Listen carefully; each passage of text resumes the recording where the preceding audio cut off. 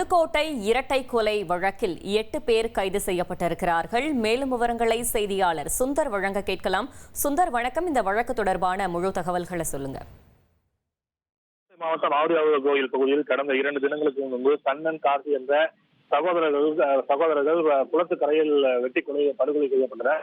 இது தொடர்பாக மாவட்ட காவல் கண்காணிப்பாளர் அபிஷேக் தலைமையில் 6 தனிப்படைகள் அமைக்கப்பட்டு தேடுதல் வேட்டையில் ஈடுபட்டு வருகின்றனர். இந்த நிலையில் அந்த பகுதியில் சிசிடிவி கேமராவை போலீசார் ஆய்வு செய்ததில் அதே பகுதியைச் சேர்ந்த முத்துக்குமார் என்பவர் இந்த சம்பவத்தில் ஈடுபட்டது தெரிய வந்தது. இதனைத் தொடர்ந்து அவரை கைது செய்த காவல்துறையினர் அவரிடம் செய்த விசாரணையின் அடிப்படையில் 8 பேரை பிடித்து நேற்று முழுவதும் விசாரணை செய்தனர். இந்த விசாரணையில் அவர் பல்வேறு தகவலை வாக்குமூலமாக தெரிவித்துள்ளனர். குறிப்பாக இந்த கண்ணன் மற்றும் கார்த்திக்கு இடையே கார்த்திக் மற்றும் முத்துக்குமாருக்கு இடையே இருசக்கர வாகனம் விற்பதில் முன்னுரிமை இருந்ததாக கூறப்படுகிறது. அதாவது டிஸ்பியூட் 40,000 ரூபாய் அளவிற்கு இருந்ததாக கூறப்படுகிறது. இது தொடர்பாக கட்ட பஞ்சாயத்து கடந்த சில தினங்களுக்கு முன்பு நடந்ததாக கூறப்படுகிறது.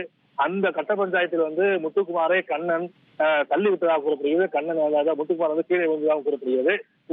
அன்றைய முத்துக்குமார் கண்ணனிடம் உன்னை என்ன செய்கிறேன் பார் என்று கூறிவிட்டு சென்றதாகவும் அந்த வாக்குமூலத்தை அவர் தெரிவித்துள்ளார்.